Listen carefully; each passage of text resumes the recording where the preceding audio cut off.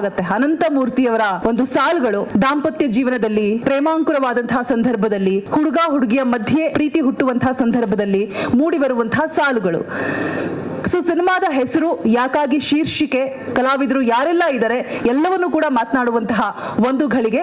ಅದಕ್ಕಿಂತ before that song release ಮಾಡ್ಬಿಡೋಣ, ಜಾಸ್ತಿ ಕಾಯಿಸೋದು ಬೇಡ. ಏನ್ ವಿಶೇಷತೆಗಳಿದೆ, ಯಾಕಾಗಿ ಮಳೆಯ ಹನಿಯ ಜೊತೆ ಸಾಂಗ್, ಎಲ್ಲವನ್ನು ಕೂಡ ತಿಳಿಸ್ಕೊಡುವಂತಹ ಸಮಯ. ಸೊ ತಡ ಮಾಡೋದು ಬೇಡ. ನಾಗಣ್ಣ ಅವರು ಹಿರಿಯ ನಿರ್ದೇಶಕರು, ಜೊತೆಗೆ ಸೋಮಶೇಖರ್ ಅವರು ಅಧ್ಯಕ್ಷರು, ಚಲನಚಿತ್ರ ಕಾರ್ಮಿಕ ಸಂಘ, ಇಬ್ಬರ ಕಡೆಯಿಂದ ಹಾಡು ಬಿಡುಗಡೆ ಕಾರ್ಯಕ್ರಮ. Sir please welcome on the stage. Gavi Ranganatha pictures ಅವರ ಮತ್ತೆ ಮಳೆ ಹೂಯುತ್ತಿದೆ ಈ ಚಿತ್ರದ ಹಾಡುಗಳ ಬಿಡುಗಡೆ ಸಮಾರಂಭ. ಲೇಟೆಸ್ಟ್ ಲಾಂಚ್ ದಿ ಸಾಂಗ್ ಬಿಡುಗಡೆ ಆಗಲಿ. Good luck. ಎಲ್ಲರಿಗೂ ನಮಸ್ಕಾರ. ಗವಿ ರಂಗನಾಥ ಸ್ವಾಮಿ ಪಿಕ್ಚರ್ಸ್ ಮತ್ತೆ ಮಳೆ ಹುಯ್ಯುತ್ತಿದೆ, ಇದೊಂಥರ ಮುಂಗಾರು ಮಳೆ ಚಿತ್ರನ ಜ್ಞಾಪಿಸ್ತಾ ಇದೆ ಎಲ್ಲರಿಗೂ ನಮ್ಗೆ. ಇವಾಗ ಅದರದ ಎರಡನೇ ಹಾಡನ್ನ ಬಿಡುಗಡೆಗೆ ಶುಭ ಆಗಲಿ ಅಂತ ಹಾರೈಸ್ತಾ ಇದೆ. ನಮಸ್ಕಾರ. ಅದ್ಭುತವಾದಂತಹ ಲಿರಿಕ್ಸ್ ಸರ್, ತುಂಬಾ ಚೆನ್ನಾಗಿತ್ತು. ಅತಿಶಯ್ ಜೈನ್ ಸರ್, ಜುಳು ಜುಳು ನೀರಿನಂತೆ ಮತ್ತೆ ಮಳೆಯಾಗಿದೆ. ಆ ಸಾಂಗ್ ನಂಗೆ ನೆನಪಾಯ್ತು. ಏನಿದು ಮತ್ತೆ ಮಳೆಯಾಗಿದೆ, ಆ ಸಾಂಗ್ ಲಿರಿಕ್ಸ್ ಏನಾದ್ರು ಇಲ್ಲಿ ನೆಕ್ಸ್ಟ್ ವರ್ಷನ್ ಏನಾದ್ರು ಬರ್ತಾ ಇದೆಯಾ ಅನ್ಕೊಂಡೆ. ಬಟ್ ವಿಭಿನ್ನವಾಗಿದೆ, ಅತ್ಯದ್ಭುತವಾಗಿದೆ. ಒಂದಷ್ಟು ಲವ್ ಬರ್ಡ್ಸ್ ಅಂತ ಏನ್ ಹೇಳ್ತಾರೆ, ಅವರು ಖಂಡಿತವಾಗಿಯೂ ಅವರು ಗುನುಕ್ತಾ ಮನೆಗೆ ಹೋಗ್ತಾರೆ ಅಂತ ಅನ್ಕೋತೀನಿ. ಎಸ್ ಸರ್, ನಾಗಣ್ಣ ಸರ್ ತುಂಬಾ ಬಿಸಿ ಸ್ಕೆಡ್ಯೂಲ್ ಅಲ್ಲೂ ಕೂಡ ಬಂದಿದ್ದಾರೆ, ಬೇಗ ಹೋಗ್ಬೇಕು ಅಂತ ಹೇಳ್ತಿದ್ರು. ಸರ್ ಪ್ಲೀಸ್ ವೇದಿಕೆ ಮೇಲೆ ಬಂದು ಒಂದೆರಡು ಮಾತನಾಡಬೇಕು ಸಿನಿಮಾದ ಬಗ್ಗೆ ಹಾಗೆ ಸಾಂಗ್ ಬಗ್ಗೆ. ಎಲ್ರಿಗೂ ನಮಸ್ಕಾರ. ಅವರು ಇವತ್ತಿನ ದಿವಸ ಪರಮವರು ಆ ಒಂದು ನಿಟ್ಟಿನಿಂದ ಬಂದು ಈಗ ಆ ಲೈನಲ್ಲಿ ಸಾರಿ ಈಗ ಒಂದು ಸಿನಿಮಾವನ್ನು ಮಾಡಿದ್ದಾರೆ. ಸದಾಶಿವ ಅವರದ ಒಂದು ಸಣ್ಣ ಕಥೆಯನ್ನ ತಗೊಂಡು ಎಳೆಯನ್ನ ಇಟ್ಕೊಂಡು ಅವರೊಂದು ಸಿನಿಮಾವನ್ನು ಮಾಡಿದ್ದಾರೆ. ನಾನು ಹಾಡು ಅಂತಂದ್ರು ಟ್ರೈಲರ್ ಗಿಲ್ಲರ್ ಏನೋ ತೋರಿಸ್ತಾರೆ ಅಂತ ಅನ್ಕೊಂಡೆ. ಟ್ರೈಲರ್ ತೋರಿಸಿಲ್ಲ, ಬರೀ ಹಾಡನ್ನು ತೋರಿಸಿದ್ದಾರೆ. ಹಾಡಿನಲ್ಲಿ ಸುಂದರವಾಗಿ ಛಾಯಾಗ್ರಹಣ ಮಾಡಿದ್ದಾರೆ, ಏಟಿಂಗು ಚೆನ್ನಾಗಿದೆ. ಮಳೆ ಆಗಿದೆ ಅಂದ್ರೆ ಒರಿಜಿನಲ್ ಮಳೆಯಲ್ಲೇ ತೆಗೆದಿದ್ದಾರೆ ಅಂತ ಅನ್ಕೊಳ್ತೀನಿ ನಾನು. ಎಲ್ಲ ತೆಗೆದಿದ್ದಾರೆ ಅಂತ ನಾವಾದ್ರೆ ನಮ್ಮ ಟೈಮಿಗೆ ಮಳೆನ ನಾವು ತರ್ಸ್ಕೊತೀವಿ. ನಾವು ಅವರೆಲ್ಲ ಒರಿಜಿನಲ್ ಮಳೆಗೆ ಕಾದು ಎಲ್ಲ ಶೃಂಗೇರಿ ಅನ್ಸುತ್ತಲ್ಲ, ಶೃಂಗೇರಿ ಅಲ್ಲೆಲ್ಲ ಚಿತ್ರೀಕರಣ ಮಾಡ್ಕೊಂಡಿದ್ದಾರೆ. ಸಂತೋಷದ ವಿಷಯ ಏನಂದ್ರೆ ಒಂದು ಕಾದಂಬರಿನ ಆಯ್ಕೆ ಮಾಡ್ಕೊಂಡು ಸಿನಿಮಾ ಮಾಡೋದಿದೆಯಲ್ಲ, ಅದು ಇವತ್ತಿನ ಸಿನಿಮಾಗೆ ತರೋದು ಬಹಳ ಕಷ್ಟ. ಅದನ್ನ ಅವರು ಮಾಡಿದ್ದಾರೆ ಅಂತ ಅನ್ಕೊಂಡಿದ್ದೀನಿ ನಾನು. ಕಾದಂಬರಿ ಇಟ್ಕೊಂಡು ಸಿನಿಮಾ ಮಾಡಬೇಕು ಅಂತಂದಾಗ ಒಬ್ಬ ನಿರ್ದೇಶಕ ನಿರ್ಮಾಪಕನ ಹುಡ್ಕೊಂಡು ಆ ಕಥೆಯನ್ನೇ ಹೇಳಿ ಒಪ್ಸಿ ಸಿನಿಮಾ ಮಾಡೋದು ಇದೆಯಲ್ಲ, ಒಬ್ಬ ನಿರ್ದೇಶಕನಿಗೆ ನಿಜವಾಗ್ಲೂ ಬಹಳ ಕಷ್ಟಕರವಾದ ಕೆಲಸ. ಆ ಸಿನಿಮಾವನ್ನು ಕೊಟ್ಟ ನಂತರ ಆ ಸಿನಿಮಾವನ್ನ ಚೆನ್ನಾಗಿ ಮಾಡಿ ಎಲ್ಲ ಶ್ರಮವನ್ನು ಆ ಚಿತ್ರದಲ್ಲಿ ಹಾಕಿ ಒಳ್ಳೆ ಸಿನಿಮಾನ ಮಾಡ್ಕೊಡ್ಬೇಕಾಗಿರೋದು ನಮ್ಮಂತ ನಿರ್ದೇಶಕರ ಕರ್ತವ್ಯ ಆಗಿರುತ್ತೆ. ಆ ನಿಟ್ಟಿನಲ್ಲಿ ಪರಮ್ ಗುಬ್ಬಿ ಅವರು ಮಾಡಿರ್ತಾರೆ ಅನ್ನೋ ನಂಬಿಕೆ ನನಗಿದೆ. ಆಮೇಲೆ ನಿರ್ಮಾಪಕರ ಬಗ್ಗೆ ನಾನು ಹೇಳಲೇಬೇಕು, ಯಾಕಂದ್ರೆ ಗಂಗಾಧರ್ ನಮಗೆ ನಿರ್ಮಾಪಕ ಅಂತಂದ್ರೆ ಈಗ ಅವರು ಮನೆಯವರಿದ್ದಾರೆ, ಬಟ್ ಆದ್ರೂ ನಮಗೆ ಗಂಗಾಧರೇ ನಮ್ಗೆ ನಿರ್ಮಾಪಕರ ಅಂತ ಹೇಳಿ ಮಾಡೋದು. ಗಂಗಾಧರ್ ಬಂದು ಸೆಟ್ ನಲ್ಲಿ ಆರ್ಟ್ ಅಸಿಸ್ಟೆಂಟ್ ಆಗಿ ಕೆಲಸ ಮಾಡಿರೋದು. ನನ್ನ ಸಿನಿಮಾದಲ್ಲೆಲ್ಲ ಕೆಲಸ ಮಾಡಿದ್ದಾರೆ. ನಿಜವಾಗ್ಲೂ ಬಹಳ ಸಿನ್ಸಿಯರ್, ವೆರಿ ಸಿನ್ಸಿಯರ್ ಹುಡುಗ. ನಾವು ಯಾವ್ದೇ ಸೆಟ್ ಶೆಡ್ಯೂಲ್ ಆಗಿದ್ರು ಕೂಡ ಅವ್ರು ಕೇಳ್ತಿದ್ವಿ, ಏನಪ್ಪಾ ಬರ್ತಿದ್ಯಾ ನೀನು ಅಂತ. ಹ್ಞೂ ಅಂತೇಳಿ ಸಂಗೊಳ್ಳಿ ರಾಯಣ್ಣ ಅಂತ ಸಿನಿಮಾ ಮಾಡಿದಾಗ ನಾವು ಹೈದರಾಬಾದ್ ಇಂದ ಹಿಡಿದು, ಜೈಪುರಿಂದ ಹಿಡಿದು, ಮೈಸೂರಿಂದ ಹಿಡಿದು, ಬೆಳಗಾಮು, ಹೀಗೆ ಉತ್ತರ ಕರ್ನಾಟಕ ಎಲ್ಲ ಕಡೆ ಸುತ್ತವಾಗ್ಲೂ ಎಲ್ಲ ಶೆಡ್ಯೂಲ್ ಆರಂಭದಿಂದ ಹಿಡಿದು ಲಾಸ್ಟ್ ಕುಂಬಳಕ ಹೊಡೋವರೆಗೂ ಜೊತೆಗಿದ್ದು ಆ ಚಿತ್ರದಲ್ಲಿ ಆರ್ಟ್ ಡಿಪಾರ್ಟ್ಮೆಂಟ್ ಅಲ್ಲಿ ಕೆಲಸ ಮಾಡಿದ್ದವರು. ನಿಜವಾಗ್ಲೂ ಒಂದ್ ದಿವಸ ಬಂದು ಅಣ್ಣ ಸಿನಿಮಾ ಮಾಡ್ತಾ ಇದ್ದೀನಿ ಅಂತ, ನನಗೆ ಸಿನಿಮಾ ಮಾಡ್ತಿದ್ಯಾ ನಾನೇನು ತಿಳ್ಕೊಂಡ್ಬಿಟ್ಟೆ, ಯಾವ್ದು ಸಿನಿಮಾದಲ್ಲಿ ಕೆಲಸ ಮಾಡ್ತಿದ್ದಾರೆ ಹುಡುಗರು, ರೆಗ್ಯುಲರ್ ಮಾಡೋರು ಮಾಡ್ತಾರೆ ಅಂತ. ಇಲ್ಲ ನಾ ಪ್ರೊಡ್ಯೂಸ್ ಮಾಡ್ತಾ ಇದ್ದೀನಿ ಅಂತ ಬಹಳ ಸಂತೋಷ ಆಯ್ತು ನನಗೆ. ಹೌದೇನಪ್ಪ, ವೆರಿ ಗುಡ್ ಲಕ್ ಮಾಡು ಅಂತ. ಯಾರು ಡೈರೆಕ್ಟರ್ ಯಾರು ಅಂತ ಇರುತ್ತಲ್ಲ ಕ್ಯೂರಿಯಾಸಿಟಿ, ಯಾರು ಡೈರೆಕ್ಟರ್ ಅಂದ್ರೆ ಅಣ್ಣ ಪರಮ್ ಅಂತ ಇದ್ದಾರಣ ಅಂತ. ಬಿಡಪ್ಪ ನನಗೆ ಗೊತ್ತು, ಅವರು ಅವ್ರಿಗೆಲ್ಲ ಸಾಹಿತ್ಯದ ಬಗ್ಗೆ ಮತ್ತೊಂದು ಎಲ್ಲ ವಿಷಯಗಳು ತಿಳ್ಕೊಂಡಿರುವಂತ ವ್ಯಕ್ತಿ, ಸಿನಿಮಾ ಹಿಸ್ಟ್ರಿ ಬಗ್ಗೆ ತಿಳ್ಕೊಂಡಿರೋ ವ್ಯಕ್ತಿ. ಆಮೇಲೆ ಈಗಿನ ಸಿನಿಮಾ ಹೇಗೆ ಮಾಡಬೇಕು ಅನ್ನೋದು ಗೊತ್ತಿರುತ್ತೆ ವಿಷಯ. ಡೆಫಿನೆಟ್ ಆಗಿ ಚೆನ್ನಾಗಿ ಮಾಡ್ತಾರೆ. ಕತೆ ಬಗ್ಗೆ ನನಗೆ ಗೊತ್ತಿಲ್ಲ, ಬಟ್ ಚೆನ್ನಾಗಿ ಮಾಡ್ಕೊಂಡಿದ್ದಾರೆ. ನಿಂಗೆ ಇಷ್ಟ ಆಯ್ತಾ ಕತೆ ಅಂತ ಕೇಳಿದೆ. ಅಣ್ಣ ಇಷ್ಟು ಕಥೆಯಲ್ಲಿ ಇಷ್ಟ ಆಗಿದೆ ಅಣ್ಣ, ನಾನು ಕಾದಂಬರಿ ಎಲ್ಲ ಓದಿದ್ದೀನಿ, ಇಷ್ಟ ಆಗಿದೆ ಅಂತ. ಅದು ಫಸ್ಟ್ ಯಾವಲು ಕತೆ ಅನ್ನೋದು ನಿರ್ಮಾಪಕನಿಗೆ ಇಷ್ಟ ಆಗ್ಬೇಕು. ಅದಾದ್ರೇನೆ ಆ ಒಂದಿನಲ್ಲಿ ಅವ್ರನ್ನ ಪ್ಯಾಷನ್ ಅನ್ನೋದು ಅದ್ರಲ್ಲಿ ಬರುತ್ತೆ. ಅದನ್ನ ಡೈರೆಕ್ಟರ್ ಹೇಗೆ ಮಾಡ್ತಾರೆ ಅನ್ನೋದು ಆ ಕೆಲಸವನ್ನ ಗಂಗಾಧರ್ ಹಣವನ್ನ ಹೂಡಿ ಮಾಡಿದ್ದಾರೆ. ಈ ಗಂಗಾಧರ್ನ ನೋಡ್ತಾ ಇದ್ರೆ ನನಗೆ ಹಿಂದೆ ನಮ್ಮ ಧನರಾಜ್ ಅಂತ ನಿರ್ಮಾಪಕರಿದ್ರು, ಅನೇಕ ದೊಡ್ಡ ದೊಡ್ಡ ಸಿನಿಮಾಗಳನ್ನೆಲ್ಲ ಮಾಡಿದ್ದಾರೆ, ನಿಮ್ಗೆಲ್ಲ ಗೊತ್ತಿರ್ತಕ್ಕಂಥದ್ದು. ಸೊ ಆ ನಿಟ್ಟಿನಲ್ಲಿ ಬಹಳ ಸಕ್ಸಸ್ ಆದವರು ಧನರಾಜ್ ಅವರು. ಆಗ ಈಗ ಅದೇ ನಿಟ್ಟಿನಲ್ಲಿ ಗಂಗಾಧರ್ ಸಕ್ಸಸ್ ಆಗ್ಬೇಕು ಅಂತ ನಾನು ದೇವರಲ್ಲಿ ಬೇಡ್ಕೊತೀನಿ. ನಿಮ್ಗೆಲ್ಲ ಒಳ್ಳೆ ಫ್ಯೂಚರ್ ಆಗ್ಲಿ. ಆಮೇಲೆ ಮ್ಯೂಸಿಕ್ ಡೈರೆಕ್ಟರ್ಗೆ ಎಲ್ರಿಗೂ ನಿಜವಾಗ್ಲೂ ಒಳ್ಳೊಳ್ಳೆ ಟೆಕ್ನಿಷಿಯನ್ಸ್ಗಳಾಗಿ ಚಿತ್ರರಂಗದಲ್ಲಿ ಒಳ್ಳೊಳ್ಳೆ ಕೊಡುಗೆ ಕೊಡ್ಲಿ ಅಂತ ಹೇಳಿ ಆ ದೇವರಲ್ಲಿ ಪ್ರಾರ್ಥನೆ ಮಾಡಿ ನನಗೆ ಎರಡು ಮಾತುಗಳನ್ನು ಮುಗಿಸ್ತೀನಿ. Thank you very much. ಮತ್ತೊಂದು ಸಂತೋಷ ಏನಂದ್ರೆ ನಾಗಣ್ಣ ಅವರು ನಿಜವಾಗ್ಲೂ ತಂದೆಗೆ ತಕ್ಕ ಮಗ. ಯಾಕಂದ್ರೆ ನಮ್ಮ ಕನ್ನಡ ಚಿತ್ರರಂಗಕ್ಕೆ ಬಂಗಾರದಂತ ಚಿತ್ರ ಕೊಟ್ಟಂತಹ ನಿರ್ಮಾಪಕರಾದ ಲಕ್ಷ್ಮಣ್ ಅವರ ಸುಪುತ್ರರು ಇವರು. ಬಂಗಾರ ಮನುಷ್ಯ ಕೊಟ್ಟಂತ ಲಕ್ಷ್ಮಣ್ ಅವರ ಸುಪುತ್ರರು. ಹಾಗೆ ಬಲೆ ಹುಚ್ಚ ರಾಜ್ಕುಮಾರ್ ಅತಿ ಹೆಚ್ಚು ಚಿತ್ರಗಳನ್ನ ನಿರ್ಮಾಣ ಮಾಡ್ತಾ ಇದ್ದಂತ ಅವ್ರ ತಂದೆಯವರು. ರಾಜ್ಕುಮಾರ್ ಸಂಘಟನೆ ಕಟ್ಟೋದ್ರ ಎಲ್ಲದರಲ್ಲೂ ಅವ್ರು ಮುಂದೆ ಇದ್ರು ಸದಾ. ಹಾಗಾಗಿ ಪಾವನ ಗಂಗಾ ಅನ್ನೋ ಒಂದು ಸಿನಿಮಾ ಕೂಡ ನಿರ್ಮಾಣ ಮಾಡಿದ್ರು, ಅದು ಹೆಸರು ಅವ್ರಿಗೆ ಹೋಯ್ತು. ಅದೇ ಹಾಗಾಗಿ ಭಾಳಷ್ಟು ಚಿತ್ರಗಳ ನಿರ್ಮಾಣ ಮಾಡಿ ತಂದೆಯವ್ರ ಪಾತ್ರ, ತಂದೆಗೆ ತಕ್ಕ ಮಗ ಅನ್ನೋ ಹಾಗೆ ಅವರು ಕೂಡ ಇವತ್ತು ಬಂದು ನಮ್ಮ ಚಿತ್ರರಂಗದಲ್ಲಿ ನಾವು ಮಾಡ್ತಾ ಇರೋ ಒಂದು ಸಣ್ಣ ಪುಟ್ಟ ಕೆಲಸಗಳಿಗೆ ಅವರು ಸಹಕಾರ ಕೊಡೋ ಜೊತೆಗೆ ಆಶೀರ್ವಾದ ಕೂಡ ಮಾಡಿದ್ದಾರೆ. ವಿಷ್ಣುವರ್ಧನ್ ಅವರು ಅತಿ ಹೆಚ್ಚು ಚಿತ್ರಗಳನ್ನು ನಿರ್ದೇಶನ, ಕೋಟಿಗೊಬ್ಬ ಇರ್ಬೋದು, ಹಲೋ ಡ್ಯಾಡಿ, ಸಾಮ್ರಾಟ್ ಅಂತ ಚಿತ್ರಗಳನ್ನ ನಿರ್ದೇಶನ ಮಾಡಿದ್ರು. ಉಪೇಂದ್ರ ಅವರು ಕೂಡ ಉತ್ತಮ ಚಿತ್ರ, ಮತ್ತೆ ದರ್ಶನ್ ಅವರಿಗೆ ಸಂಗೊಳ್ಳಿ ರಾಯಣ್ಣ ಅಂತ ಚಿತ್ರಗಳನ್ನು ಕೊಟ್ಟಂತ ಗಣ್ಯರು ನಮ್ಮ ಭಾಳ ಇವ್ರ ಬಗ್ಗೆ ನಮ್ಮ ಗುರು ಸ್ಥಾನದಲ್ಲಿ ನಿಂತ್ಕೊಂಡು ನಾವು ನಿಜವಾಗ್ಲೂ ಇವತ್ತು ಬಂದಿರೋದು ಭಾಳ ಸಂತೋಷ ಆಗುತ್ತೆ. ಗುರುಗಳಾಗಿ ನಾವು ಅವರ ಆಶೀರ್ವಾದ ಬೇಡ್ತೀವಿ, ಬಹಳ ಸಂತೋಷ ಆಗ್ತೈತೆ ಇವತ್ತೆಲ್ಲ ಬಂದಿರೋದ್ರಿಂದ. ಎಲ್ರಿಗೂ ನಮಸ್ಕಾರ. ಮತ್ತೆ ಮಳೆ ಹೊಯ್ಯುತ್ತಿದೆ, ಎಲ್ಲ ನೆನಪಾಗುತ್ತಿದೆ. ಈ ಸಿನಿಮಾ ಒಂದು ಕಥೆ ಆಧಾರಿತವಾದದ್ದು. ಈ ಕಥೆಯನ್ನ ಬರೆದಂಥವರು 1977ರಲ್ಲಿ ಕನ್ನಡದ ಮಹತ್ವದ ಕಥೆಗಾರರಾಗಿದ್ದಂಥವ್ರು. 1977ರಲ್ಲೇ ಈ ನಾಡನ್ನ ಬಿಟ್ಟು ಹೋದಂಥವ್ರು. ಇವತ್ತು ಅವರು ನಮ್ಮ ಜೊತೆ ಇಲ್ಲ, ಆದ್ರೆ ಅವರ ಕಥೆ ಇವತ್ತಿಗೆ ಸಿನಿಮಾ ಆಗ್ತಾ ಇದೆ. ಅವರ ಆ ಕಥೆಯನ್ನ ಆಧರಿಸಿ ಒಂದು ಸಿನಿಮಾ ಮಾಡಬೇಕು ಅಂತ ಹೇಳಿ ಪರಂ ಗುಬ್ಬಿ ಅವರು ಮತ್ತೆ ಕಬಡ್ಡಿ ನರೇಂದ್ರ ಬಾಬು ಅವರು ಪ್ರಯತ್ನ ಪಟ್ಟಾಗ ಕಥೆಯ ಹಕ್ಕುಗಳನ್ನ ಪಡಿಲಿಕ್ಕೆ ಬಹಳ ಪ್ರಯತ್ನ ಪಡ್ತಾರೆ. ನಾನು ಹೇಳಿ ಕೇಳಿ ಸಿನಿಮಾದವನಲ್ಲ, ಒಬ್ಬ ಸಾಂಸ್ಕೃತಿಕ ಮತ್ತು ಸಾಮಾಜಿಕ ಪರಿಚಾರಕ. ಸಿನಿಮಾದ ಬಗ್ಗೆ ಅಗಾಧವಾದ ಒಲವು. ಶಾಲಾ ಕಾಲೇಜು ದಿನಗಳಲ್ಲಿ ದಿನಕ್ಕೆ 5 ಶೋಗಳನ್ನು ನೋಡಿದ ಉದಾಹರಣೆಗಳು ಕೂಡ ಇದೆ. 5 ಶೋಗಳನ್ನು ಕೂಡ ನೋಡಿದ್ದೇವೆ. ಶಿವರಾತ್ರಿ ಹಬ್ಬದ ದಿನ 5-6 ಶೋಗಳನ್ನ ನೋಡಿದ್ದೇವೆ. ಬೆಳಗಿನ ಜಾವ ಶೋಗಳು ಕೂಡ ನೋಡಿದ್ದೇವೆ. ಸಿನಿಮಾದ ಬಗ್ಗೆ ನಾನು ಹೆಚ್ಚು ಮಾತನಾಡ್ಲಿಕ್ಕೆ ಹೋಗಲ್ಲ. ಕೆ ಸದಾಶಿವರವರ ಒಂದು ಕಥೆಯನ್ನ ಆಧರಿಸಿ ಒಂದು ಸಿನಿಮಾವನ್ನ ಮಾಡುವ ಹಂತಕ್ಕೆ ಹೋದಾಗ ಒಂದು ಕಥೆಯ ಹಕ್ಕನ್ನ ಪಡಿಬೇಕಾಗ್ತದೆ. ಮಗಳು ವಿದೇಶದಲ್ಲಿದ್ದಾಗ ಆಕೆಯು ಕೂಡ ಈ ಕಥೆಯ ಬಗ್ಗೆ ನಮಗೆ ಯಾವುದೇ ವ್ಯಾಮೋಹ ಇಲ್ಲ, ನೀವು ಸದುಪಯೋಗ ಮಾಡ್ಕೊಳ್ಳೋದಕ್ಕೆ ನಮಗೆ ಯಾವುದೇ ತಕರಾರಿಲ್ಲ ಅಂತ ಹೇಳ್ತಾರೆ. ಈ ಕಥೆಯನ್ನು ಇಟ್ಕೊಂಡು ಸಿನಿಮಾ ಮಾಡುವ ಸಂದರ್ಭಕ್ಕೆ ಅವರ ಕುರಿತಾಗಿ ಈಗಾಗಲೇ ನಾವೊಂದು ಕಾರ್ಯಕ್ರಮವನ್ನು ಮಾಡಿದ್ದೇವೆ. ನಾಡಿನ ಹಿರಿಯ ಶಾಸಕರಾಗಿರ್ತಕ್ಕಂಥ ಶ್ರೀ CN ಬಾಲಕೃಷ್ಣರವರು ವೇದಿಕೆಗೆ ಬರ್ತಾ ಇದ್ದಾರೆ. ಅವರಿಗೆ ನಾನೇ ಚಿತ್ರತಂಡದ ಪರವಾಗಿ ವೇದಿಕೆಗೆ ಸ್ವಾಗತವನ್ನ ಕೋರ್ಬಿಡ್ತೇನೆ. ಚಲನಚಿತ್ರೋತ್ಸವ ನಡೀತು, ಅಲ್ಲಿ ಈ ಸಿನಿಮಾ ಪ್ರದರ್ಶನ ಆಗಬೇಕಾಗಿತ್ತು. ನಾನು ಕೂಡ ಈ ಸಿನಿಮಾ ಪ್ರದರ್ಶನ ಆಗುತ್ತೆ ಎನ್ನುವ ಬಹಳ ಹಂಬಲದಿಂದ ಆ ಸಿನಿಮಾ ಉತ್ಸವಕ್ಕೆ ಹೋಗಿದ್ದೆ. ಅಲ್ಲಿ ಇಲ್ಲದೇ ಇದ್ದದ್ದು ಒಂದು ಕೊರತೆ ಆಗಿದೆ. ಇದು ಪ್ರೇಕ್ಷಕರ ನಡುವೆ ಗೆಲ್ಲಬೇಕು. ಚಿತ್ರೋತ್ಸವದಲ್ಲಿ ಅದು ಪಾಲ್ಗೊಳ್ಳುವಂತೆ ಆಗದೇ ಇರೋದಕ್ಕೆ ನಾನಾ ಕಾರಣಗಳಿದ್ದಾವೆ. ಅದರ ಬಗ್ಗೆ ಪರಂ ಗುಬ್ಬಿ ಅವರು, ನರೇಂದ್ರ ಬಾಬು ಅವರು ಮತ್ತೆ ನಾಗಣ್ಣ ಅವರು ಮಾತನಾಡಬಲ್ಲರು. ನನಗೆ ಅದ್ರ ಬಗ್ಗೆ ಹೆಚ್ಚಿಗೆ ತಿಳುವಳಿಕೆ ಇಲ್ಲ. ಆದರೆ ಅಲ್ಲೊಂದು ಲಾಬಿ ಇದೆ, ಅದು ನಮಗೆ ಬೇಡ.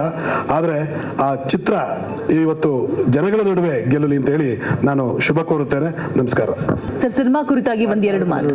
ತಮ್ಮೆಲ್ಲರಿಗೂ ಶುಭ ಸಂಜೆಯ ಶುಭಾಶಯಗಳನ್ನ ಕೋರುತ್ತಾ, ಮತ್ತೆ ಮಳೆ ಉಯ್ಯುತ್ತಿದೆ ಅಂತಕ್ಕಂಥ ಸಿನಿಮಾದ ಟ್ರೈಲರ್ ಬಿಡುಗಡೆಯ ಸಮಾರಂಭದಲ್ಲಿ ಭಾಗವಹಿಸಿರುವಂತ ಎಲ್ಲ ಗೌರವಾನ್ವಿತ ನಿರ್ಮಾಪಕರೇ, ನಿರ್ದೇಶನ ಮತ್ತು ಆಕ್ಟರ್ ಆಗಿ ನಟಿಸಿರುವಂತಹ ಶ್ರೀತಾ ಕಿರಣ್ ಜಯವರ್ಧನ್, ಕಿರಣ್, ಲಿಖಿತ್ ಹಾಗೂ ಎಲ್ಲ ನಟಿಯರು ಹಾಗೂ ಎಲ್ಲ ಕಲಾ ವೃಂದದವರೇ, ಕಾರ್ಯಕ್ರಮದಲ್ಲಿ ಭಾಗಿಗಳಾಗಿರುವಂತಹ ಕಲಾ ಪ್ರೇಕ್ಷಕರೇ, ಮಾಧ್ಯಮದ ಮಿತ್ರರೇ, ಶ್ರೀಯುತ ಕೆ ಸದಾಶಿವ ಅವರ ಕಾದಂಬರಿ ಆಧಾರಿತವಾದಂತ ಮತ್ತೆ ಮಳೆ ಉಯ್ಯುತ್ತಿದೆ ಅಂತಕ್ಕಂಥ ಸಿನಿಮಾದ ಟ್ರೈಲರ್ ಇವತ್ತು ಬಿಡುಗಡೆ ಆಗ್ತಿರುವಂತದ್ದು ತುಂಬಾ ಸಂತೋಷವನ್ನ ತಂದಿದೆ. ಕಲೆಗೆ ಬೆಲೆ ಕಟ್ಟಲಿಕ್ಕೆ ಆಗಲ್ಲ, ಕಲೆಗೆ ತನ್ನದೇ ಆದಂತ ಮೌಲ್ಯ ಇದೆ. ಕಲೆ ಆರಾಧಕನ ಸೊತ್ತು.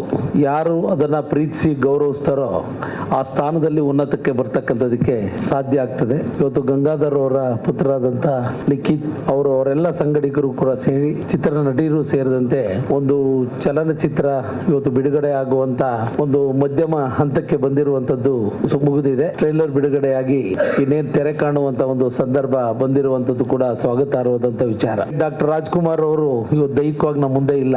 ಅವರ ನಟನೆ, ಅವರ ಕಲೆ ಇವತ್ತು 7 ಕೋಟಿ ಕನ್ನಡಿಗರ ಹೃದಯದಲ್ಲೂ ಕೂಡ ಬೇರೂರಿದೆ ಅಂತಕ್ಕಂಥದ್ದನ್ನ ಹೇಳಲಿಕ್ಕೆ ಬಯಸ್ತಾ ಇದ್ದೇನೆ. ಅವರು ರಂಗಭೂಮಿಯಿಂದ ಮೇಲ್ ಬಂದಂತ ಒಂದು ಬೇರು ನಟರಾಗಿರ್ತಕ್ಕಂಥದ್ದು. ಯಾಕೆಂದ್ರೆ ನನಗೆ ತಿಳಿದಿರುವಂಗೆ ಹಣ ಇದ್ದವರೆಲ್ಲ ನಟರಾಗ್ಲಿಕ್ಕೆ ಆಗಲ್ಲ. ನನಗೆ ತಿಳಿದಿರೋ ಒಂದು ಇದ್ರ ಪ್ರಕಾರ ಆ ಕಲೆಗೆ ಯಾರು ಗೌರವಿಸ್ತಾರೋ, ಆರಾಧಿಸ್ತಾರೋ ಅವ್ರು ಉನ್ನತ ಮಟ್ಟಕ್ಕೆ ಬರ್ತಕ್ಕಂಥದಕ್ಕೆ ಸಾಧ್ಯ. ಇತ್ತೀಚಿನ ದಿನಗಳಲ್ಲಿ ಈ ಪೈಪೋಟಿಯ ಸಿನಿಮಾ ಒಂದು ರಂಗದಲ್ಲಿ ಕರ್ನಾಟಕನು ಕೂಡ ಒಂದು ಉನ್ನತ ಮಟ್ಟಕ್ಕೆ ಬೆಳೆತಿರುವಂತದ್ದು ಕೂಡ ಸ್ವಾಗತಾರ್ಹವಾದ ವಿಚಾರ. ಇಂದಿನ ದಿನಮಾನಗಳಲ್ಲಿ ಸಾಮಾನ್ಯವಾಗಿ ನನಗೆ ತಿಳಿದಿರೋ ಹಾಗೆ ತಮಿಳು ಮತ್ತು ತೆಲುಗು ತುಂಬಾ ಆವರಿಸ್ಕೊಂಡಂತ ದಿನಗಳನ್ನ ನಾವು ನೋಡಿದ್ದೇವೆ. ಇವತ್ತು ಕನ್ನಡ ಚಿತ್ರರಂಗ ಒಂದು ಹಂತವಾಗಿ ಆ ಸಾಲಿಗೆ ಬರ್ತಾ ಇರುವಂತದ್ದು ಇಂತಹ ಯುವ ಒಂದು ಕಲಾವಿದರ ಒಂದು ಪ್ರಾಮಾಣಿಕವಾದಂತಹ ಪ್ರಯತ್ನದಿಂದ ಧೈರ್ಯದಿಂದ ಎಂಬತಕ್ಕಂಥ ಮಾತನ್ನು ಕೂಡ ಈ ಸಂದರ್ಭದಲ್ಲಿ ಹೇಳ್ತಾ, ಯಾವುದೇ ಒಂದು ಒಂದು ಕಲೆ ಆಗಿರ್ಬೋದು, ಸಾಹಿತ್ಯ ಆಗಿರ್ಬೋದು, ಇನ್ನಿತರ ಒಂದು ಸಂದರ್ಭಗಳಲ್ಲಿ ಯಾರು ಶ್ರಮ ವಹಿಸ್ತಾರೋ ಅವ್ರ ಗುರಿ ಮುಟ್ಲಿಕ್ಕೆ ಸಾಧ್ಯ. ಒಂದು ಗಾದೆ ಇದೆ, ಕಷ್ಟಪಡ್ತಕ್ಕಂಥವ್ರಿಗೆ ದುಃಖ ಇಲ್ಲ, ಸೋಮಾರಿಗಳಿಗೆ ಸುಖ ಇಲ್ಲ ಅನ್ನೋದು ಗಾದೆ ಇದೆ. ಎಲ್ಲಾ ರಂಗಗಳಲ್ಲೂ ಕೂಡ ಪ್ರಯತ್ನಗಳನ್ನ ಮಾಡಿದಾಗ ಪ್ರಾಮಾಣಿಕವಾಗಿ ಆ ಫಲ ಸಿಗ್ತಕ್ಕಂಥದ್ರಲ್ಲಿ ಯಾವುದೇ ಸಂದೇಹವಿಲ್ಲ ಎಂಬತಕ್ಕಂಥದ್ದನ್ನು ಕೂಡ ಹೇಳ್ತಾ, ಮತ್ತೆ ಮಳೆಯುತ್ತಿದೆ ಎಂಬತಕ್ಕಂಥ ಒಂದು ಚಲನಚಿತ್ರ ಬಿಡುಗಡೆ ಆಗ್ತಿರುವಂತಹ ಈ ಸಂದರ್ಭ ನಮಗೆ ಸಂತೋಷ ತಂದಿದೆ. ಲಿಖಿತ್ ಮತ್ತು ಅವರ ಸಂಗಡಿಗರ ಒಂದು ನೇತೃತ್ವದಲ್ಲಿ ಒಂದು ಸಿನಿಮಾ ತೆರೆ ಕಾಣ್ತಾ ಇದೆ. ಅವರು ಈ ಕ್ಷೇತ್ರದಲ್ಲಿ ಉನ್ನತ ಮಟ್ಟಕ್ಕೆ ಬೆಳೀಲಿ, ಭಗವಂತನ ಆಶೀರ್ವಾದದಿಂದ ಈ ಒಂದು ಕ್ಷೇತ್ರದಲ್ಲಿ ದೊಡ್ಡ ಯಶಸ್ಸು ಲಭ್ಯವಾಗಲಿ. ಇನ್ನೂ ಕೂಡ ನೂರಾರು ಚಿತ್ರಗಳನ್ನ ಅದರಲ್ಲಿ ನಟನೆ ಮಾಡಿ ಅದನ್ನ ತೆರೆ ಕಾಣಿಸುವಂತ ಅವಕಾಶ ಲಭ್ಯವಾಗಲಿ ಅಂತ ನಾನು ಪ್ರಾರ್ಥನೆ ಮಾಡಿ ಈ ಕಾರ್ಯಕ್ರಮಕ್ಕೆ ಶುಭ ಕೋರಿ ನನ್ನ ಮಾತನ್ನು ಮುಗಿಸ್ತೇನೆ. ನಮಸ್ಕಾರ. ರಾಮನ ಸವಾರಿ ಸಂತೆಗೆ ಬಿಟ್ಟದ್ದು ಒಂದು ಮಗುವಿನ ದೃಷ್ಟಿಕೋನದ ವ್ಯೂ ಪಾಯಿಂಟ್ ಇಂದ ಒಂದು ಕಾಂಪ್ಲೆಕ್ಸ್ ಡೈವರ್ಸ್ ಅನ್ನೋ ಕಥೆನ ಬಹಳ ಚೆನ್ನಾಗಿ ಹೇಳ್ತಾರೆ ಅಂತ. ಆ ಸಂದರ್ಭದಲ್ಲಿ ಕೃಷ್ಣಹಳ್ಳಿ ಹೇಳ್ತಾರೆ, 20-25 ದಿನ ಬಿಟ್ಟು ಬಂದು ಕಾಡುನ ತಗೊಂಡು ಬಂದು ನೋಡಿ ಮೇಷ್ಟ್ರೆ ನಾನು ಬರೆದಿದ್ದೀನಿ, ಅಷ್ಟೇ ಕಾಂಪ್ಲೆಕ್ಸ್ ಇದೆ, ಒಂದು ಕಾದಂಬರಿ ಬರೆದಿದ್ದೀನಿ ಅಂತ ತಂದು ಅವ್ರ ಮುಂದೆ ಇಡ್ತಾರೆ. ಕಾಡು ಹುಟ್ಟಕ್ಕೆ ನವ್ಯದ ಉಚ್ಛ್ರಾಯ ಸ್ಥಿತಿಯಲ್ಲಿ ಹೊಸ ಹೊಸ ಮಜಲುಗಳನ್ನ ಕಂಡುಕೊಳ್ಳಕ್ಕೆ ಬಹಳ ಕ್ರಿಯಾಶೀಲವಾಗಿ ಬರೆದಂತಹ ಕೆಲವು ಸಣ್ಣ ಕಥೆಗಳಲ್ಲಿ ಅತ್ಯಂತ ಮಹತ್ವಪೂರ್ಣ ಸಾಹಿತಿ ಅನ್ನಿಸ್ಕೊಂಡು ಹೋದವರು ಬಹಳ ಸಣ್ಣ ವಯಸ್ಸಿಗೆ ಕಾಲವಾಗ್ತಾರೆ. 79 ಕಾಲವಾಗ್ತಾರೆ ಕೆ ಸದಾಶಿವ ಅವರು. ಅವ್ರದ್ದು ನಲ್ಲಿಯಲ್ಲಿ ನೀರು ಬಂತು, ರಾಮನ ಸವಾರಿ ಸಂತೆಗೆ ಹೊಂಟದ್ದು, ಮತ್ತೆ ಮಳೆ ಹೊಯ್ಯುತ್ತಿದೆ, ಅವನ ಹೆಗಲ ಮೇಲೆ ಕುರುಡ ಕೂತಿದ್ದಾನೆ, ಇವೆಲ್ಲ ಬಹಳ ಕನ್ನಡ ಸಾಹಿತ್ಯದ ಬಹಳ ಉತ್ಕೃಷ್ಟ ಕೃತಿಗಳು. ಎನ್ ಎಸ್ ಶಂಕರ್ ಅವರು ಇದನ್ನ ದೂರದರ್ಶನಕ್ಕೆ ಮಾಡಿದ್ರು. ಅವಾಗ ನಾನು ಸಹಾಯ ನಿರ್ದೇಶಕನಾಗಿ ಕೆಲಸ ಮಾಡಿದ್ದೆ. ಪರಮವ್ರಿಗೆ ಒಂದಿನ ಹೇಳ್ದೆ, ಕೆ ಸದಾಶಿವ ಅವ್ರದ್ದು ಗೊತ್ತಿಲ್ಲ ಏನೋ, ಅವ್ರು ಶರತ್ ಮಗ ಇದ್ರು, ಅವ್ರ ಸೊಸೆನೂ ಇಲ್ಲ, ಇವರು ತೀರ್ಕೊಂಡಿದ್ದಾರೆ, ಎಳವನ ಹೆಗಲ ಮೇಲೆ ಕುರುಡ ಕೂತಿದ್ದಾನೆ, ಕೃತಿಗೆ ರೈಟ್ಸ್ ಬೇಕು, ಆದ್ರೆ ನೀವು ಮಾಡ್ಕೊಳ್ಳಿ, ಇದನ್ನ ಮತ್ತೆ ಮಳೆ ಹೊಯ್ಯುತ್ತಿದೆ ನೀವು ಮಾಡಿ, ನಿಮ್ಗೆ ತುಂಬಾ ಚೆನ್ನಾಗತ್ತೆ ಅಂತ ಹೇಳಿದ್ದೆ. ತುಂಬಾ ಶ್ರದ್ಧೆಯಿಂದ ಅದನ್ನ ಅಡ್ರೆಸ್ ಹುಡ್ಕೊಂಡು ಬಂದ್ರು. ಹಂಗಾಗಿ ಈ ಸಿನಿಮಾ ಕಬೀರಾಗೆ, ಕಬಡ್ಡಿಗೆ ಎಲ್ಲ ನನ್ನ ಜೊತೆಗೆ ತುಂಬಾ ಚೆನ್ನಾಗಿ ಸಾಥ್ ಕೊಟ್ಟವರು ಗಂಗಣ್ಣ. ಆರ್ಟ್ ಅಸಿಸ್ಟೆಂಟ್ ಆಗಿ ನನಗೆ ಎಲ್ಲಾ ಚಿತ್ರಗಳಲ್ಲೂ ಅಣ್ಣನಾಗಿ ತುಂಬಾ ಕಷ್ಟದ ಟೈಮಲ್ಲಿ ಜೊತೆಗೆ ನಿಂತ್ಕೊಂಡು ಕೆಲಸ ಮಾಡೋರು ನನ್ನ ಜೊತೆಗೆ. ಹಂಗಾಗಿ ಅವ್ರ ಮಗನ್ಗೆ ನಾನು ಇಂಟ್ರೊಡ್ಯೂಸ್ ಮಾಡಿಸ್ತೀನಿ ಅಂದಾಗ ನಾನು ಹೇಳಿದೆ, ಒಂದು ಮಾಡ್ತೀವಿ, ಒಂದು ಸಾಹಿತ್ಯ ಕೃತಿ ಮಾಡಿ ಅಲ್ಲಿಂದ ಶುರು ಮಾಡೋಣ ಅಂತ. ಹಂಗಾಗಿ ಈ ಸಿನಿಮಾ ಶುರು ಆಯ್ತು. ಧನ್ಯವಾದಗಳು. ನನ್ನ ನಮಸ್ಕಾರಗಳು. ತುಂಬಾ ಖುಷಿ ಆಗ್ತಿದೆ ನಮ್ಮ ಇವತ್ತು ಆಡಿಯೋ ರಿಲೀಸ್ ಆಗಿರೋದು. ಅಷ್ಟು ನಾನು ಬಾಬು ಸರ್ಗೆ, ಕಬಡ್ಡಿ ನರೇಂದ್ರ ಬಾಬು ಸರ್ಗೆ ಥ್ಯಾಂಕ್ಸ್ ಹೇಳ್ತೀನಿ. ಯಾಕಂದ್ರೆ ಈ ಪ್ರಾಜೆಕ್ಟ್ಗೆ ಗಂಗಣ್ಣ ಅವ್ರಿಗೆ ರೆಫರ್ ಮಾಡಿದ್ ಬಾಬು ಸರ್. ತುಂಬಾ ಒಳ್ಳೊಳ್ಳೆ ಎಕ್ಸ್ಪೀರಿಯನ್ಸ್ ಆಯ್ತು ಈ ಫಿಲ್ಮ್ ಅಲ್ಲಿ. ಏನಂದ್ರೆ ದೂರದ ಬಾಂಬೆ ವರ್ಗ ಹೋಗಿ ಅರ್ಮಾನ್ ಮಲಿಕೆಲೆ ಹಾಡಿಸುವಂತ ಸದಾವಕಾಶ ಈ ಚಿತ್ರಕ್ಕೆ ಬಂತು. ಕೊಚ್ಚಿನ್ ಹೋಗಿ ಸ್ಟ್ರಿಂಗ್ಸ್ ಅನ್ನ ರೆಕಾರ್ಡ್ ಮಾಡುವಂತಹ ಎಲ್ಲಾ ಮ್ಯೂಸಿಕ್ ಡೈರೆಕ್ಟರ್ ಗಳ ಒಂದು ಡ್ರೀಮ್ ಆಗಿರುತ್ತೆ, ಅದನ್ನ ಸಾಕಾರಗೊಳಿಸಕ್ಕೆ ಒಂದು ಆಯ್ತು. ಮತ್ತೆ ರೀ ರೆಕಾರ್ಡಿಂಗ್ ಅಲ್ಲೂ ಅಷ್ಟೇ ಸ್ಟ್ರಿಂಗ್ಸ್ ಅನ್ನೆಲ್ಲ ಚೆನ್ನಾಗಿ ಯೂಸ್ ಮಾಡಿದೀವಿ. ಸೊ ನೀವೆಲ್ಲರೂ ಹರಿಸಿ ನಮ್ಮ ಚಿತ್ರಮಂದಿರಗಳಿಗೆ, ಹತ್ತಿರದ ಚಿತ್ರಮಂದಿರಗಳಿಗೆ ಬಂದು ನಮ್ಮನ್ನೆಲ್ಲರ ಆಶೀರ್ವಾದ ಕೊಡಿ ಅಂತ ಕೇಳ್ಕೊತೀನಿ. ನಮಸ್ಕಾರ. Thank you sir. ಎಲ್ರಿಗೂ ನಮಸ್ಕಾರ. ನನ್ನ ಹೆಸರು ಭೂಮಿಕಾ. ಮತ್ತೆ ಮಳೆ ಹೊಯ್ಯುತ್ತಿದೆ ಅನ್ನೋ ಒಂದು ಸಿನಿಮಾದಲ್ಲಿ ನನ್ನ ಪಾತ್ರ ನಾಯಕ ನಟಿಯಾಗಿ ಈ ಒಂದು ಸಿನಿಮಾದಲ್ಲಿ ನಾನು ನಟಿಸೋದಕ್ಕೆ ತುಂಬಾ ಖುಷಿ ಇದೆ. ಯಾಕಂದ್ರೆ I feel very proud, because ಇದೊಂದು ಸಾಹಿತ್ಯ ಆಧಾರಿತ ಕತೆ. ಈ ತರದ ಒಂದು ಸಿನಿಮಾದಲ್ಲಿ ನಟನೆ ಮಾಡೋದಕ್ಕೆ ಸಿಗುವಂತ ಪಾತ್ರಗಳು ಅಪರೂಪ. ಆ ಪಾತ್ರಗಳಲ್ಲಿ ನಂದೊಂದು ಪಾತ್ರ ಆಗಿರೋದಕ್ಕೆ I feel very proud and I very happy for that. ಇವತ್ತಿನ ದಿನಕ್ಕೆ ನಾನು ತುಂಬಾ ಕಾಯ್ತಿದ್ದೆ, ಯಾಕಂದ್ರೆ ಇವತ್ತು audio launch Narendra Babu sir ಬರೆದಿರುವಂತಹ ಒಂದು ಈ ಸಿನಿಮಾ ಟೈಟಲ್ ಆಗಿರುವಂತಹ ಮತ್ತೆ ಮಳೆ ಹೊಯ್ಯುತ್ತಿದೆ ಸಿನಿಮಾ. ಮತ್ತೆ ಮಳೆ ಹೊಯ್ಯುತ್ತಿದೆ ಈ ಒಂದು ಟೈಟಲ್ ಹೊಂದಿರುವಂತಹ ಹಾಡು ಎಷ್ಟು ಚಂದ ಇದೆ ಅಂದ್ರೆ, ನಾನು ಶೂಟಿಂಗ್ ಟೈಮಲ್ಲೇನೆ ನಾನು ಅದನ್ನ ತುಂಬಾ ಎಂಜಾಯ್ ಮಾಡಿದ್ದೆ, ತುಂಬಾ ಇಷ್ಟಪಟ್ಟಿದ್ದೆ, ಮನಸ್ಸಿಗೆ ಹತ್ತಿರವಾಗಿದ್ದಂತಹ ಸಾಂಗ್ ಅದು. ಈ ದಿನಕ್ಕೋಸ್ಕರ ನಾನು ಕಾಯ್ತಿದ್ದು ಒಂದೇ ಕಾರಣ, ಇವಾಗ ಹೇಗಿರ್ಬೋದು, ಬಿಕಾಸ್ ಅದು ಹರ್ಬನ್ ಮಲ್ಲಿಕ್ ಸರ್ ಕೂಡ ಹಾಡಿರುವಂತ ಸಾಂಗು. ಅವ್ರು ತುಂಬಾ ಫೇಮಸ್ ಈ ತರದ ಒಂದು ಸಾಂಗ್ ಅಲ್ಲಿ ಹಾಡೋದಕ್ಕೆ. ಇವತ್ತು ಹೇಗ್ ಬಂದಿರ್ಬೋದು ಈ ಒಂದು ಸಾಂಗ್ ಆವಾಗ್ಲೇ ಆಗಿತ್ತು ಶೂಟಿಂಗ್ ಟೈಮಲ್ಲಿ. ಎಡಿಟಿಂಗ್ ಎಲ್ಲ ಆದ್ಮೇಲೆ ಯಾವ ತರ ಇದೆ ಅನ್ನೋ ಒಂದು ಕ್ಯೂರಿಯಾಸಿಟಿ ಇತ್ತು. ಸೊ ಇವತ್ತು ಈ ಸಾಂಗ್ ನೋಡಿದ್ಮೇಲೆ ತುಂಬಾ ಖುಷಿ ಆಯ್ತು. ಒಂದೇ ಅಲ್ಲ, 2 ಸಾಂಗ್ ಕೂಡ ತುಂಬಾ ಚೆನ್ನಾಗಿದೆ. ಸ್ಟೇಜ್ ನಲ್ಲಿ ನಿಂತ್ಕೊಂಡು ಮಾತಾಡೋದಕ್ಕೆ ಕಾರಣ ಆದಂತ ಎಲ್ಲರಿಗೂ thank you so much. Especially Narendra Babu sir, Param sir, Suma ma'am, Ganganna sir, ಎಲ್ರಿಗೂ ಥ್ಯಾಂಕ್ ಯು ಸೋ ಮಚ್. ಮತ್ತೊಮ್ಮೆ ಇಡೀ ತಂಡಕ್ಕೆ ನನ್ನನ್ನ ಸೇರಿ ಆಲ್ ದ ವೆರಿ ಬೆಸ್ಟ್ ಹೇಳ್ತಾ ಇದ್ದೀನಿ. Thank you so much. Thank you. ಎಲ್ರಿಗೂ ನಮಸ್ಕಾರ. ವೇದಿಕೆ ಮೇಲೆ ನೆರೆದಿರುವಂತ ಎಲ್ಲ ಗಣ್ಯರಿಗೂ ಹಾಗೆ ನೆರೆತು ಬಂದಿರುವಂತ ನನ್ನ ಎಲ್ಲ ಆತ್ಮೀಯರಿಗೂ, ನನ್ನ ಪ್ರೀತಿಯ ಪತ್ರಕರ್ತರಿಗೂ ನನ್ನ ನಮಸ್ಕಾರಗಳು. ನನ್ನ ಹೆಸರು ಸುಲಕ್ಷ. ಮತ್ತೆ ಮಳೆ ಹೊಯ್ಯುತ್ತಿದೆ ಸಿನಿಮಾದಲ್ಲಿ ಕಸ್ತೂರಿ ಪಾತ್ರ ನಾನು ಮಾಡಿದ್ದೀನಿ. ಆದಿಗೂ ಅಂತ್ಯಕ್ಕೂ ಹೆಣ್ಣೆ ಕಾರಣ ಅಂದ ಹಾಗೆ ಕಸ್ತೂರಿ ಪಾತ್ರ ತುಂಬಾ ಚೆನ್ನಾಗಿ ಹಿಡಿದಿಟ್ಟಿದ್ದಾರೆ ಅಂತ ಹೇಳ್ಬೋದು ನಮ್ಮ ನಿರ್ದೇಶಕರು, ನಿರ್ಮಾಪಕರು, ನಮ್ಮ ಬಾಬು ಸರ್ ಅವರು. ಆ ಪಾತ್ರ ಹೇಗ್ ಬಂದಿದೆ ಅಂತಂದ್ರೆ, ಪಾತ್ರನೇ ನನಗೆ ಆಯ್ಕೆ ಮಾಡ್ಕೊಂಡಿದೆ ಅಂತ ಹೇಳಕ್ ಇಷ್ಟಪಡ್ತೀನಿ ನಾನು. ಅಷ್ಟು ಸುಂದರವಾಗಿ ಬಂದಿದೆ. ಮಳೆ ಅಂತ ಬಂದಾಗ ಇವಾಗ ಚಳಿಗಾಲ ಮುಗೀತು, ಬೇಸಿಗೆಗಾಲದಲ್ಲಿ ಹೆಜ್ಜೆ ಇಟ್ಟಿದ್ದೀವಿ. ಈ ಬೇಸಿಗೆಗಾಲದಲ್ಲಿ ಮತ್ತೆ ಮಳೆ ಹೊಯ್ಯುತ್ತಿದೆ ಸಿನಿಮಾದ ಹಾಡುಗಳನ್ನು ಕೇಳಿಸಿ ನಿಮ್ಮ ಕಿವಿಗೆ ಒಂದ್ ಸ್ವಲ್ಪ ತಂಪು ಮಾಡಿದಾರಂತ ಹೇಳಕ್ ಇಷ್ಟಪಡ್ತೀನಿ ನಾನು. ಮಳೆ ಅಂತ ಬಂದಾಗ ಎಲ್ಲ ಪ್ರಕೃತಿ ಯುವತಿ ಆಗಿರ್ಬೋದು, ರೈತರಿಗಾಗಿರ್ಬೋದು, ನಮ್ಮೆಲ್ರಿಗೂ ಹಬ್ಬದ ವಾತಾವರಣ ಇರುತ್ತೆ. ಎಲ್ಲಾ ಕಡೆನೂ ಹಚ್ಚು ಹಸಿರಾಗಿರುತ್ತೆ. ಅದೇ ರೀತಿಯಿಂದ ಸಿನಿಮಾ ಮಾಡಿದಾಗ ರಿಲೀಸ್ ಆಗ್ಬೇಕಾದಾಗ ನಮ್ಗೂ ಹಬ್ಬದ ವಾತಾವರಣನೇ ಇರುತ್ತೆ. ನಮ್ಮ ಸಿನಿಮಾ ಮತ್ತೆ ಮಳೆ ಹೋಯ್ತಿದೆ, ರಿಲೀಸಿಗೆ ರೆಡಿ ಆಗಿದೆ. ಹಬ್ಬದ ವಾತಾವರಣಕ್ಕೆ ತಾವೆಲ್ಲರೂ ಬಂದಿದ್ದೀರಾ. ತುಂಬ ಹೃದಯದ ಧನ್ಯವಾದಗಳು. Thank you. ನಮಸ್ಕಾರ. ಕಾಲದಿಂದ ಪ್ರಪಂಚ ಇಷ್ಟೊಂದು ಸುಂದರವಾಗಿದೆ, ವೈವಿಧ್ಯವಾಗಿದೆ ಅಂದ್ರೆ ಅದಕ್ಕೆ ಕಾರಣ ಪ್ರೀತಿ ಅನ್ನೋದು ಬರೀ ಹೆಣ್ಣು ಗಂಡು ನಡುವೆ ಇರುವಂತದ್ದಲ್ಲ, ಅದಕ್ಕೂ ಮೀರಿದ ಬಾಂಧವ್ಯ. ನಮ್ಮ ಚಿತ್ರದಲ್ಲೂ ಒಂದು ಪಾತ್ರ ಇದೆ, ರಂಗನಾಥ್ ಅಂತ. ಆ ವ್ಯಕ್ತಿಯ ಪರ್ಸ್ಪೆಕ್ಟಿವ್ ಏನಿದೆ ಪ್ರೀತಿ ಬಗ್ಗೆ, ಅದೇ ಈ ಸಿನಿಮಾ. ನಮ್ಮ ಚಿತ್ರದ ಮೂಲ ಕಥೆ ಬಂದು ಕೆ ಸದಾಶಿವ ಅವರ ಸಮಗ್ರ ಕಥೆಗಳು ಅನ್ನೋ ಪುಸ್ತಕದಿಂದ ಆಯ್ಕೆ ಮಾಡ್ಕೊಂಡಿರೋದು. ಇವತ್ತಿನ ಈ ಸಂದರ್ಭದಲ್ಲಿ ಕೆ ಸದಾಶಿವ ಅವ್ರನ್ನ ನೆನೆಸ್ಕೊಳ್ತಾ ಅವ್ರಿಗೆ ಕೃತಜ್ಞತೆಗಳನ್ನ ಹೇಳಲಿಕ್ಕೆ ಬಯಸ್ತೀನಿ. ಹಾಗೆ ನಮ್ಮ ಇವತ್ತಿನ ಈ ಕಾರ್ಯಕ್ರಮದ ನಾಯಕ ಅತಿಶಯ್ ಜೈನ್ ಅವರು ಒಳ್ಳೆ ಹಾಡುಗಳನ್ನ ಕೊಟ್ಟಿದ್ದಾರೆ. ಸಿನಿಮಾದಲ್ಲಿ 2 ಸಾಂಗ್ ಇದೆ, ಕತೆಗೆ ಪೂರ್ವಕವಾಗಿದೆ, ಬ್ಯಾಕ್ ಗ್ರೌಂಡ್ ಸ್ಕೋರ್ ಕೂಡ ಚೆನ್ನಾಗಿ ಮಾಡಿದ್ದಾರೆ. ಎಲ್ಲ future project all the best sir, all the best.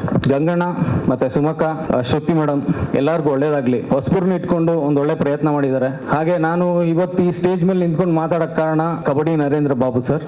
ನಾನು ಅವ್ರ ಜೊತೆ ಒಂದು ನಾಟಕದಲ್ಲಿ ಕೆಲಸ ಮಾಡ್ತಾ ಇದ್ದೆ, ಅಲ್ಲಿಂದ ನನ್ನ ಕರ್ಕೊಂಬಂದು ಈ ಸಿನಿಮಾ ಮಾಡಿಸಿದ್ದಾರೆ. ಹಾಗೆ ಸಿನಿಮಾಗೆ ಬಹಳ ಒಳ್ಳೆ ಸಂಭಾಷಣೆ ಬರ್ತಿದ್ದಾರೆ. ಸಿನಿಮಾಗೆ ಅದು ಒಂದು ಪ್ಲಸ್ ಪಾಯಿಂಟ್ ಅಂತಾನೆ ಹೇಳ್ಬೋದು. ನಮ್ಮ ಡೈರೆಕ್ಟರ್ ಪರಮ್ ಸರ್ ತುಂಬಾ ಪೇಷನ್ಸ್ ಇಟ್ಕೊಂಡು ನಮ್ಮ ಹತ್ರ ಒಳ್ಳೆ ಕೆಲಸ ತಗೊಂಡಿದ್ದಾರೆ. ಸಿನಿಮಾ ಬಗ್ಗೆ ತುಂಬಾ ನಾಲೆಡ್ಜ್ ಇದೆ ಅವ್ರಿಗೆ, ಸಾಕಷ್ಟು ಕಲಿತೆ. Associate director Chandrashekar Reddy sir ತುಂಬಾ ಹೆಲ್ಪ್ ಮಾಡಿದ್ರು ಸಿನಿಮಾ ಟೈಮಲ್ಲಿ. ನಮ್ಮ ಸಿನಿಮಾ ತಂಡದವರು ತುಂಬಾ ಜನ ಇಲ್ಲಿ ನೋಡಿದೆ, ಅಂದ್ರೆ ಕಾಸ್ಟ್ಯೂಮ್ ಡಿಪಾರ್ಟ್ಮೆಂಟ್ ಆಗಿರ್ಬೋದು, ಲೈಟ್ ಡಿಪಾರ್ಟ್ಮೆಂಟ್ ಆಗಿರ್ಬೋದು. ಶೂಟಿಂಗ್ ಮಾಡ್ಬೇಕಾದ್ರೆ ಕಂಡೀಷನ್ಸ್ ಎಲ್ಲ ತುಂಬಾ ರೇನಿ ಸಿಚುವೇಶನ್ ನಾವು ಶೂಟ್ ಮಾಡ್ಬೇಕಾಗಿತ್ತು. ಅವ್ರು ಪಟ್ಟಂತ ಕಷ್ಟ ಸುಮ್ಮನೆ ಒಂದು ಥ್ಯಾಂಕ್ಸ್ ಅಲ್ಲಿ ಹೇಳೋದು ಸರಿಯಲ್ಲ ಅನ್ಕೊಂತೀನಿ. ಏನಕ್ಕಂದ್ರೆ ಶಾರ್ಟ್ ಇಲ್ದೆ ನೋಡ್ತಿದ್ದಾಗ ಆಲ್ಮೋಸ್ಟ್ ಒಂದು ಅರ್ಧ ಗಂಟೆ ತಗೊಂತಾ ಇದ್ರು ಶೂಟ್ ಮಾಡ್ಲಿಕ್ಕೆ. ಅವರೆಲ್ಲರನ್ನೂ ಇವತ್ತು ಮತ್ತೆ ನೋಡಿದ್ದು ತುಂಬಾ ಖುಷಿ ಆಯ್ತು. ಜೊತೆಲಿ ಆಕ್ಟ್ ಮಾಡಿದಂತ ಎಲ್ಲ ನಟ ನಟಿಯರಿಗೂ ಪ್ರತಿಭೆ ತೋರ್ಸಕ್ಕೆ ಇನ್ನೊಂದಷ್ಟು ಒಳ್ಳೆ ಅವಕಾಶ ಸಿಗಲಿ. Thank you so much.